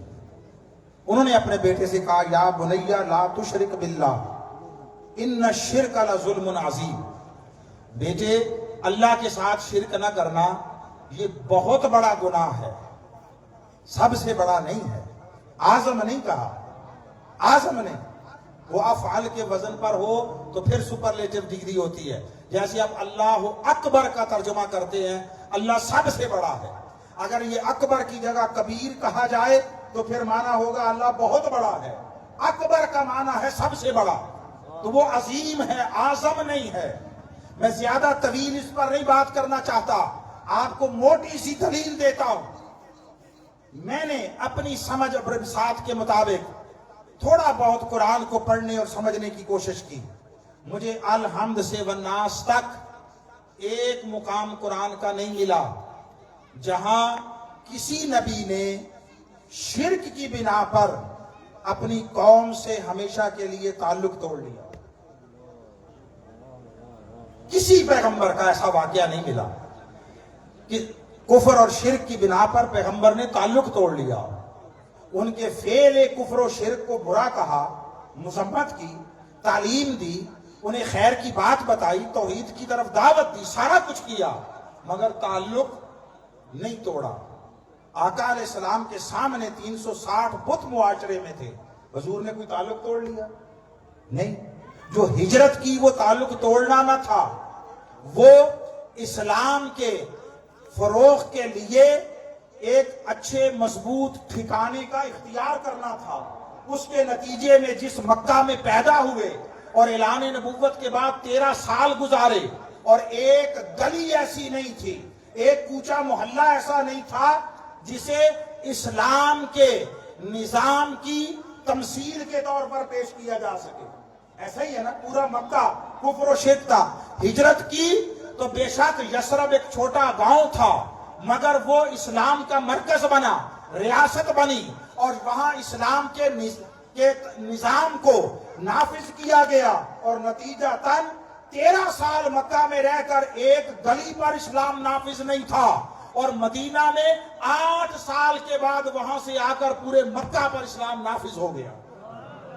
ہجرت کا مقصود یہ تھا، کسی نبی نے شرک کی بنا پر اپنی امت سے کبھی تعلق نہیں توڑا۔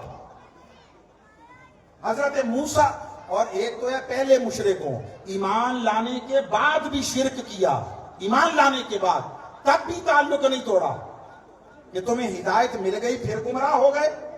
حضرت موسیٰ 40 دن کے لیے گئے، پیچھے بچڑے کو خدا بنا لیا، شرک کیا نا۔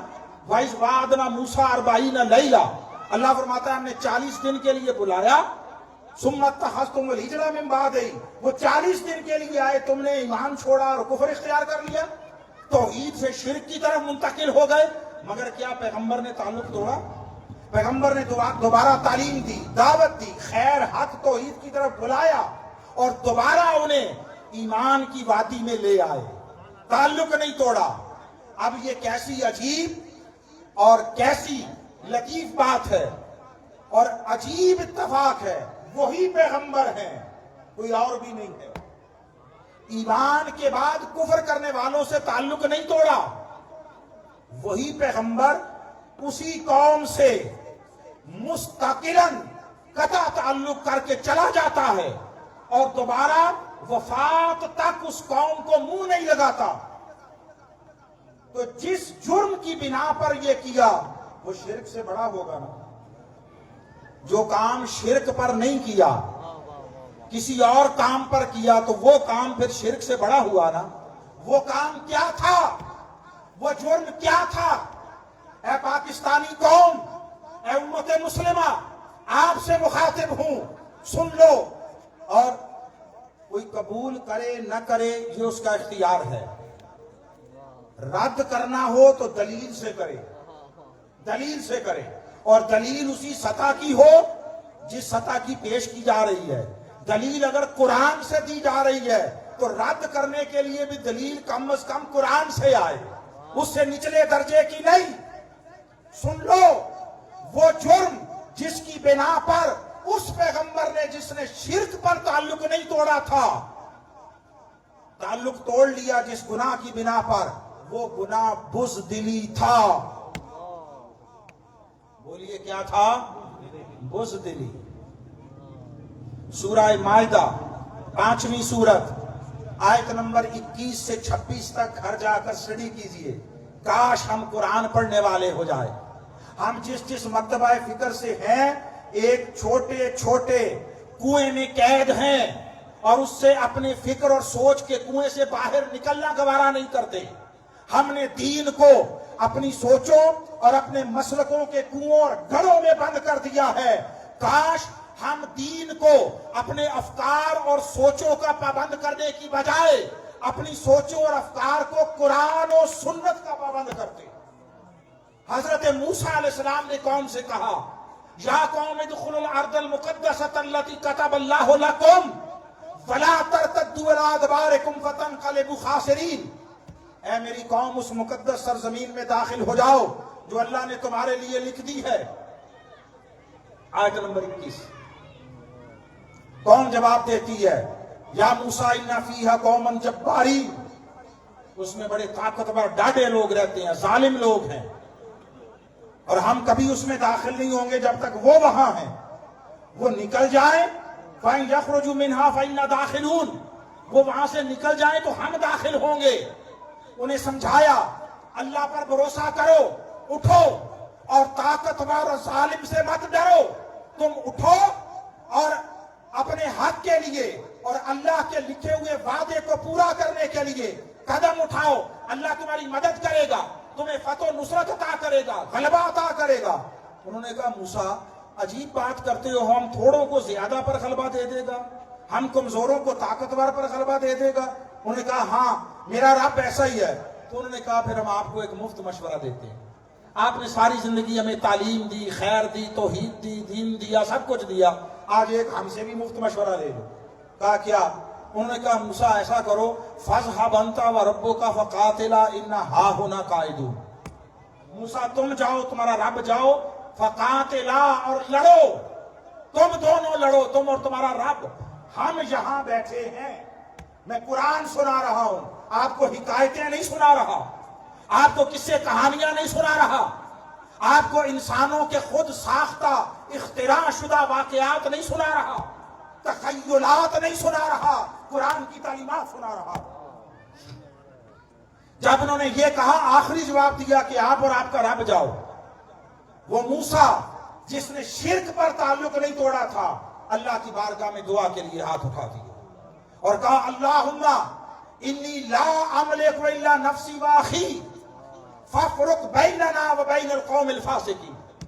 بس مولا ختم، میں اپنے اور اپنے بھائی کے سوا کسی کا ذمہ دار نہیں، آج سے میری اور اس بدبخت قوم کی راہیں جدا کر دو، میں ان کے ساتھ تعلق نہیں رکھنا چاہتا، مجھے کوئی ایک تفسیر لا دو، کسی ایک مفسر کی تحقیق لا دو کہ کسی نے یہ کہا ہو کہ انہوں نے اللہ کی توحید کا انکار کیا تھا، انہوں نے خدا کی عبادت اور سجدوں سے انکار کیا تھا، تسبیح سے انکار کیا تھا، ذکر سے انکار کیا تھا، انہوں نے کوئی محافل سے انکار کیا تھا، سجدہ ریزیوں سے انکار، سب کچھ کرتے تھے، انہوں نے حق کی خاطر اٹھنے سے انکار کیا، ظالم اور جابر سے لڑنے سے انکار کیا، تو حضرت موسیٰ نے تعلق توڑ لیا۔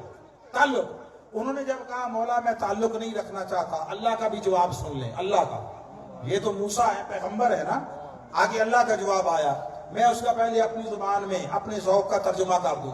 اللہ نے جواب دیا موسیٰ اگر تیرے کچھ نہیں لگتے تو میرے کیا لگتے ہیں؟ اس لیے یہ جملہ بڑا معنی خیز ہے، اللہ نے گویا پیغام دیا موسیٰ میرے وہی ہوتے ہیں جو میرے پیغمبروں کے ہوں۔ اللہ نے فرمایا قال فإنها محرمۃ علیہم 40 سنہ، وہ 21 نمبر میں جو تھا کتب اللہ لکم، اللہ نے لکھ دی تھی، اللہ کہتا ہے میں نے حرام کر دی، اپنا وعدہ واپس اٹھا لیا۔ یتیہون فی الارض، اب یہ دنیا میں ذلیل و رسوا ہو کر رہیں گے، ان کی عزت نہیں ہوگی، کوئی ان کو منہ نہیں لگائے گا، ان کا وقار نہیں ہوگا۔ لوگوں، قرآن ثواب کے لیے نہیں اتارا گیا، قرآن اصلاح احوال کے لیے اتارا گیا ہے، یہ قصے کہانیوں کی کتاب نہیں ہے، یہ ایک ایک لفظ ہدایت کا چشمہ ہے، اس کو سن کر ثواب کما کر نہ اٹھو، اسے سمجھ کر اپنے ماحول، اپنے حالات، اپنے معاشرے پر اطلاق کرو۔ اللہ نے کہا یہ دنیا میں ذلیل و رسوا ہوں گے، عزت نہیں ہوگی، اور موسیٰ فلا تأس علی القوم الفاسقین، ایسے بدبختوں پر افسوس بھی نہ کرنا، تفاکر انہیں۔ آپ سمجھے ہیں بات؟ اس لیے میں نے کہا خدا اللہ رب العزت بزدلوں کا ساتھ نہیں دیتا، اور اللہ رب العزت وہ فرار اختیار کرنے والوں کا ساتھ نہیں دیتا۔ علامہ اقبال نے کہا تھا خدائے زندہ زندوں کا خدا ہے، اور زندگی سانسوں کی آمد و رفت کا نام نہیں ہے، زندگی بلند ارادوں کا نام ہے، زندگی اعلیٰ جذبوں کا نام ہے، زندگی حق کے لیے لڑنے مرنے کا نام ہے، زندگی حسینیت کا نام ہے، یزیدیت کا نام نہیں ہے۔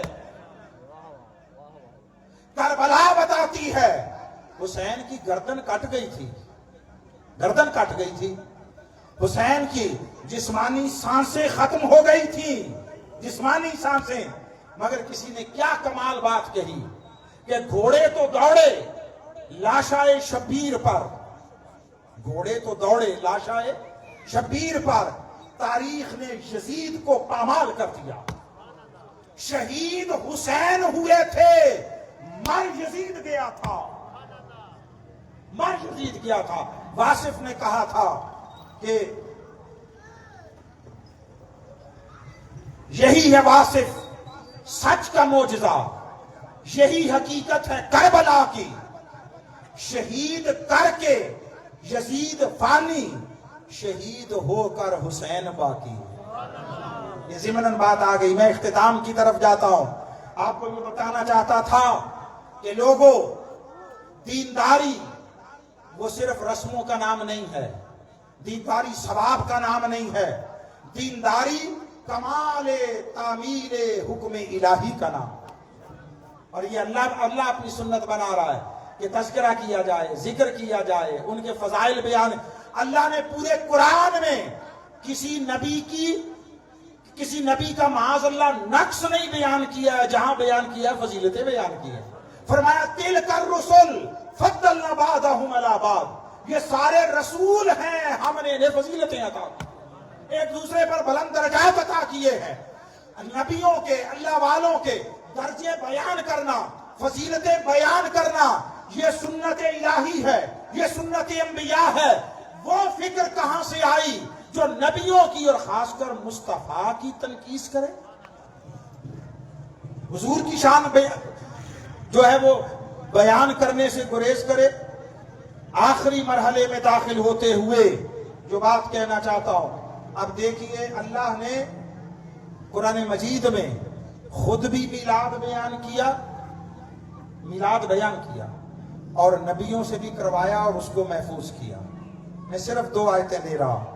حضرت یحییٰ علیہ السلام کے لیے اللہ نے فرمایا وَسَلَامٌ عَلَيْهِ يَوْمَ وُلِدَ وَيَوْمَ يُمُوتُ وَيَوْمَ يُبْعَثُ حَيًّا۔ ترجمہ سن لیں، وَسَلَامٌ عَلَيْهِ، اس پر سلام ہو، یعنی یحییٰ پر، کب؟ یوم ولد، جس دن ان کا میلاد ہوا۔ ولد، میلاد، تولد، ایک اس کا مصدر ہے نا۔ یحییٰ پر سلام ہو جس دن اس کا میلاد ہوا، وَيَوْمَ يَمُوتُ، اور جس دن ان کی وفات ہوئی، وَيَوْمَ يُبْعَثُ حَيًّا، اور جس دن قیامت کے دن دوبارہ اٹھائے جائیں گے اس دن بھی سلام ہو۔ اللہ نبیوں کے دنیا میں یوم میلاد، یوم وفات اور یوم بعث، قیامت کے دن، تینوں موقعوں پر سلام بھیجتا ہے۔ لوگ ہمیں بعض اوقات پوچھتے ہیں کہ وہ جو یوم میلاد ہے، یوم میلاد، ولادت، وہی یوم وفات ہے، تو آپ سوگ کیوں نہیں مناتے؟ سوگ، آپ وفات کا غم کیوں نہیں مناتے؟ بابا وہ ایک الگ بحث ہے، اس کے لیے صرف ایک جملہ، جن کے نبی آ کر چلے گئے، جدا ہو گئے، وہ سوگ منائیں۔ مصطفیٰ کو اللہ نے بھیجا اس شان کے ساتھ کہ دنیا سے خواب پردہ کر گئے، آج بھی مصطفیٰ امت میں ہے۔ نعرہ تکبیر، نعرہ رسالت، نعرہ حیدری، جشن عید میلاد النبی۔ النبی اولا بالمؤمنین من انفسہم، یہ نبی مومنوں کی جانوں سے بھی زیادہ قریب ہے، جو ہماری جانوں سے بھی زیادہ قریب ہے۔ وہ چلا گیا یا موجود ہے؟ سادہ بات ہے۔ آپ کی جان آپ کے اندر ہوتی ہے یا باہر ہوتی ہے؟ اندر ہوتی ہے نا۔ تو جان اندر ہے، جو جانوں سے بھی قریب ہے وہ باہر ہوگا۔ جان آپ میں ہے، جو جانوں سے بھی زیادہ قریب ہے وہ آپ کے معاشرے سے ہی چلا گیا۔ یہ کیسی بات کی؟ جس نبی کی اطاعت جب تک ہے تب تک اس کی موجودگی اور فیض لازم ہے، اور جو نبی چلے گئے ان کے ساتھ آیا ہوا سامان بھی چلا جاتا تھا، ان کی کتاب چلی جاتی، ان کی اطاعت چلی جاتی، ان کی شریعت چلی جاتی۔ مصطفیٰ کی شریعت موجود، حضور کی کتاب موجود، حضور کی اطاعت کا تقاضا موجود، یہ سارا کچھ سامان بتا رہا ہے جس کا سب کچھ یہاں ہے وہ خود بھی یہاں ہے۔ اور اللہ رب العزت نے فرمایا حبیب ہم ان لوگوں کو اس لیے عذاب نہیں دیں گے کہ آپ ان میں موجود ہے، آپ ان میں موجود ہے۔ بات سمجھے آپ؟ تو آقا علیہ السلام کا میلاد، یہ اس نے ہماری محبت کا امتحان دیا ہے۔ پھر حضرت عیسیٰ خود فرماتے ہیں، حضرت عیسیٰ، اور وہ کہتے ہیں والسلام علیہ، سیم جملہ ہے جو اللہ نے حضرت یحییٰ کے لیے کہا، سیم جملہ حضرت عیسیٰ اپنے لیے کہہ رہے ہیں والسلام علیہ یوم ولدت، مجھ پر سلام ہو جس دن میں پیدا ہوا، میرا میلاد ہوا، وہ یوم اموت، اور جس دن میری وفات ہوگی، وہ یوم ابعث حیا، اور جس دن میں دوبارہ اٹھایا جاؤں گا، وہی 3 دن۔ ارے ان 3 دنوں میں، ان 3 دنوں کے موقع پر نبیوں پر سلام بھیجنا یہ حکم خدا بھی ہے، یہ سنت انبیاء بھی۔ آپ جس کا دل چاہے وہ وفات مان لے، وفات مان لے، چلو وفات کا دن مان لو، وفات کے دن حکم خدا اور سنت عیسیٰ کے مطابق کرنا کیا ہے؟ جو وفات مانتا ہے وفات مان لے، جھگڑا نہیں ہے، مگر کام تو وہی کرو نا جو خدا نے کہا، جو حضرت عیسیٰ نے کہا، اور وہ کیا ہے؟ وہ یہ ہے ان کا یوم میلاد ہو یا یوم وفات، ان پر کثرت سے سلام بھیجا کرو۔ جو وفات سمجھتا ہے وفات سمجھے، جو میلاد مناتا ہے میلاد منائے، مگر کام وہ کرو۔ آؤ جو کچھ سمجھتے ہو سمجھتے رہو، آؤ مل کر، کام ایک ہی کہا ہے، تم وہ سمجھو یہ سمجھے، مل کر سارے مصطفیٰ پر سلام بھیجتے ہیں، یہ سنت خدا ہے، یہ سنت خدا ہے۔ اور یہ اس احسان کا اعتراف ہے، اعتراف، احسان کا بدلہ نہیں ہے، احسان کا بدلہ نہیں ہے، احسان کا اعتراف ہے۔ اور اس شکر گزاری کے لیے وہ کام کر لو جو اللہ نے فرمایا ہے، جو اس کے نبیوں نے فرمایا ہے، جو حکم خدا ہے، جو سنت انبیاء ہے۔ بس میں اختتام کی طرف جانا چاہتا ہوں، اختتام کی طرف، اور جو پیغام دینا چاہتا ہوں لوگوں، آج امت کا سب سے بڑا مسئلہ یہ ہے کہ ہمارے اندر افتراق ہے، ہمارے اندر انتشار ہے، انتشار، فرقہ واریت ہے، گروہ بندی ہے، مسلکی جھگڑے ہیں، ایک دوسرے سے دوریاں ہیں، ایک دوسرے سے نفرتیں ہیں، فاصلے ہیں، عداوتیں ہیں۔ مٹیں گی کیسے؟ مٹیں گی کیسے؟ اس کے لیے بھی میں صرف قرآن کی ہی ایک آیت وہ پیش کر کے اختتام کرتا ہوں، پیغام کے طور پر بات کرتے ہوئے۔ قرآن میں اللہ رب العزت نے فرمایا کہ اللہ کی اس نعمت کو یاد کرو، اذ کنتم اعداء، جب تم آپس میں دشمن تھے۔ اذکروا نعمت اللہ علیکم، اللہ کی اس نعمت کو یاد کرو کہ اذ کنتم اعداء، تم دشمن تھے، ایک دوسرے کے مد مقابل مخالف تھے، گردنیں کاٹتے تھے، خون بہاتے تھے، ایک دوسرے کا مال لوٹتے تھے، ایک دوسرے کے لیے فقط نقصان، ڈر اور خطرہ تھے، ایک دوسرے کی عزتیں اچھالتے تھے۔ فَأَلَّفَ بَيْنَ قُلُوبِكُمْ، پھر اس نے تمہارے دلوں میں الفت ڈال دی۔ فَأَصْبَحْتُمْ بِنِعْمَتِهِ إِخْوَانًا، اور تم اس کی نعمت کے سبب سے بھائی بھائی بن گئے، عزتوں کے محافظ بن گئے، جانوں کے محافظ بن گئے۔ جائیے تفسیریں اٹھا کر دیکھیے اور 1400 سال کی تاریخ علم اٹھا کر دیکھیے، وہ نعمت جس کے سبب سے دشمنیاں دوستیوں میں بدل گئی، عداوتیں بھائی چارے میں، اخوت میں بدل گئی، وہ نعمت کیا تھی؟ ہر ایک نے لکھا وہ نعمت مصطفیٰ کا آنا تھا، حضور کی ولادت تھی، آقا علیہ السلام کا میلاد تھا، یہ آقا کا وجود تھا جس نے ایک دوسرے کی جان کے پیاسوں کو ایک دوسرے کا بھائی بھائی بنا دیا۔ تو بنائے محبت، بنائے اخوت اور بھائی چارے کی بنیاد وہ نسبت مصطفیٰ ہے۔ لوگوں، جس کا جی چاہے نفل پڑھے شکرانے کی، جس کا جی چاہے تسبیح کرے، جس کا جی چاہے مجلس کرے، جس کا جی چاہے فلاح انسانیت کا کام کرے، مگر آؤ مصطفیٰ کا تعلق وہ ہے جو پورے دین کی بنیاد ہے۔ آقا علیہ السلام کے ساتھ رشتہ محبت میں منسلک ہو جاؤ، معاشرے سے نفرتوں کا خاتمہ کرو، اپنی اولاد اور اپنی نسلوں کی فکر کرو۔ تم مذہبی طور پر بنیادوں پر ایک دوسرے کے گلے کاٹتے ہو، عالم کفر تمہاری نسلوں کو برباد کر رہا ہے، ان کے اخلاق برباد ہو رہے ہیں، ان کا کردار برباد ہو رہا ہے، ان کی زندگیاں، ان کی جانیں نشوں کے سپرد ہو رہی ہیں، وہ صبح و شام ایک دوسرے کے دشمن بنے ہوئے ہیں۔ اگر دشمنیوں کو، عداوتوں کو محبتوں اور دوستیوں میں بدلنا چاہتے ہو تو حضور کے ساتھ محبت کے رشتے میں پیوست ہو جاؤ، اخلاق محمدی کو اپنا لو، سیرت مصطفیٰ کو اپنا لو، محبتوں کے امین بن جاؤ، معاشرے میں ایک دوسرے کے لیے خیر، آسانی اور سہولت پیدا کرو۔ اللہ نے صرف آپ سے یہ نہیں پوچھنا دیکھنا کہ آپ نے سجدے کتنے کیے ہیں، تسبیحات کتنی کی ہیں۔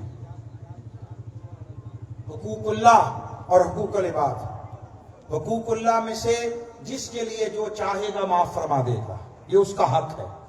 کسی سے نماز رہ گئی، اس کا حق ہے، جس کے لیے چاہے معاف فرما دے۔ حقوق العباد میں سے ایک ذرے کی کمی معاف نہیں فرمائے گا۔ یہ بھی ہم نے ایک عجیب طریقہ اپنا لیا ہے، ظلم کر لو، حق چھین لو، کسی کے مال پر قبضہ کر لو، بددیانتی کر لو، خیانت کر لو، ناپ تول میں کمی کر لو، ملاوٹ کر لو، سب کچھ کر لو اور ساتھ تسبیح کر لو تو بات ختم۔ ساری زندگی دفتروں میں بیٹھ کر لوگوں سے رشوتیں لے لے کر اپنی جاگیریں بنا لو اور ریٹائرمنٹ کے بعد سفید ٹوپی اوڑھ کر مسجد میں پہلی صف میں بیٹھنا شروع کر دو اور سال میں 1-2 عمرے کر لو تو معاملہ ختم۔ اگر یہ دین ہے تو پھر عجیب دین ہے، پھر عجیب دین ہے۔ حدیث کی روح سے شہید کا جب پہلا قطرہ خون زمین پر گرتا ہے اس کے سارے گناہ معاف ہو جاتے ہیں۔ کون سے؟ حقوق اللہ، حقوق اللہ، حقوق العباد نہیں۔ کسی سے 1 روپیہ لے کر کھایا ہوا ہے، سارا خون بہہ جائے معاف نہیں ہوتا، سارا خون، 1 قطرہ کیا۔ کسی کا حق چھینا ہوا ہے، کسی پر ظلم کیا ہوا ہے، یہ ایک الگ ٹرینڈ چل پڑا ہے، کیونکہ عمرہ کلچر، حج عمرہ کلچر ترتیب وہ بزنس بن گیا، بزنس۔ تو بعض لوگوں نے یہ لوگوں کو، عوام کو بتا دیا کہ حج عمرہ کر لو سارے گناہ معاف ہو جاتے ہیں۔ اس بات کو لکھ لو اور پڑھے لکھا لو افراد علماء کسی مسلک سے ہو، وہ جو 4 دن کہیں شعر و شاعری پڑھ کر، نقابت کر کے، کوئی محافل میں جا کر 5ویں دن منبر پر چڑھ کر وارث بن جاتے ہیں، ان کی بات نہیں کرتا، ان کی بات نہیں۔ جنہوں نے کوئی علم کے سمندروں میں غوطہ زنی کی، جنہوں نے اہل علم کے سامنے کوئی اپنی جھولی پھیلائی، کوئی خیرات ملی، کسی مکتبہ فکر کے ہاں چلے جائیں۔